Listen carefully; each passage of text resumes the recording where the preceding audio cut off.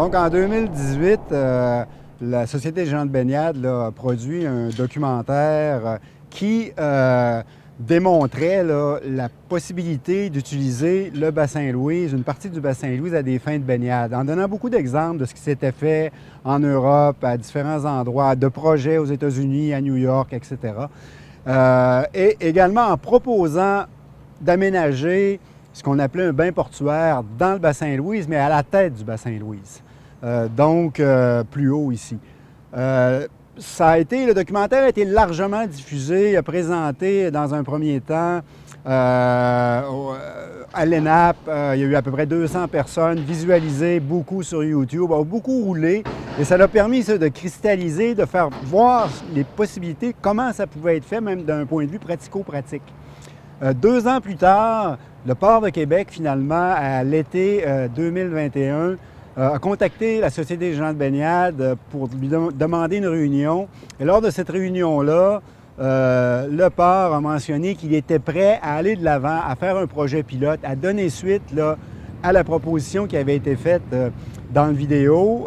Donc, on s'est entendu pour se revoir à l'automne 2021. Et là, les échanges ont commencé. Et à la deuxième réunion, finalement, le Port de Québec est arrivé avec une proposition de dire est-ce qu'on pourrait, plutôt que de faire le bain portuaire en question, plutôt que de le faire à la tête du bassin, le faire près de l'édifice du 400e. Ils nous ont donné différentes raisons pour ça, entre autres de vouloir jumeler la baignade en été avec la pêche sur glace qui existait déjà plusieurs années sur un même site pour être en mesure d'investir pour les deux, d'avoir du personnel travaillant toute l'année, de réellement habiter ce site-là. Et ils nous ont donné quelques jours pour réfléchir à ça, pour voir si c'était acceptable, pensable, faisable, en nous donnant une petite esquisse.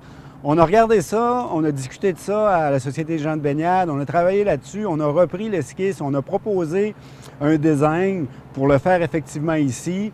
Et à ce moment-là, en novembre, le port a dit « OK, parfait, on y va avec ça ». Dès décembre, le conseil d'administration a débloqué un budget et en janvier 2022, l'équipe s'est mise au travail, et ça, c'est l'équipe beaucoup du port, mais c'est l'équipe également là, de Village Nordique qui gère l'installation. C'était un travail réellement titanesque là, parce qu'en quelques mois, il fallait faire fabriquer les infrastructures, il fallait faire tous les contacts, vérifier un tas de choses. C'était très, très serré parce que l'objectif, et ça, c'était dès la première rencontre avec le port, et c'est un objectif auquel le port tenait, c'était on va se baigner le 24 juin dans ce bassin-là en 2022. Et ça, c'était un changement drastique par rapport à ce qui pouvait exister avant comme attitude, mais le port était réellement là, absolument convaincu, voulait absolument atteindre cet objectif-là. Et le travail a été fait là, pendant les mois d'hiver, finalement, pour y arriver. Le 24 juin n'a pas été respecté. Ça a finalement été ouvert le 1er juillet. Il y a eu une semaine de retard, entre guillemets, mais il y a eu tellement d'obstacles entre les deux. Il y a tous des problèmes de matériaux, de réussir à faire fabriquer les fameux pontons qui sont derrière moi parce que l'aluminium manquait. Donc, pendant quelques semaines, même si tout était là, sauf l'aluminium, c'était impossible de construire le tout. Et malgré tout, le 1er juillet, ça a été ouvert. Ça a été ouvert par une baignade symbolique où il y avait entre autres là, Jean-Yves Duclos, là, qui est le représentant fédéral. Il y avait une personne de la Ville de Québec, Mélissa Coulombe. Il y avait des gens du port, il y avait des gens de baignade, et il y avait plein de gens après. Le projet, en fait, on est rendu maintenant en octobre, donc ça s'est baigné ici là, jusqu'en septembre, jusqu'à la fête du travail, avec un achalandage là, estimé d'environ 400 à 1000 personnes par jour. Donc, le projet, le bilan de l'an 1, c'est un succès total, autant pour le bain portuaire lui-même que pour, à côté, l'espace Oasis où il y a une tente, il y a de l'animation, il y a eu de la musique.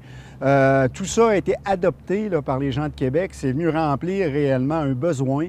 Et les gens se sont clairement exprimés. Le Port de Québec est absolument sidéré par la réponse positive qu'ils ont obtenue là, par tous les médias sociaux. Et il y a 1 an, 2 maintenant qui est déjà en préparation avec une extension, un nouveau bassin de baignade là, de 25 mètres par 40 mètres et beaucoup d'autres ajouts. Donc, c'est quelque chose qui déjà maintenant là, est devenu une part intégrante de la Ville de Québec. Fait absolument important à mentionner, c'est le premier bain portuaire d'Amérique du Nord. Il y en a quelques-uns en Europe, surtout en Scandinavie. En Amérique du Nord, c'est le premier. La Ville de Montréal est venue voir, le port de Trois-Rivières est venu voir, la Ville de New York qui travaille sur des gens à New York qui travaillent sur un projet comme ça ont contacté le port pour parler avec les ingénieurs du port, voir un peu comment ça s'était fait ici. Donc, il y a une résonance d'un projet comme celui-là qui va bien au-delà de la Ville de Québec, qui va diffuser quand même largement.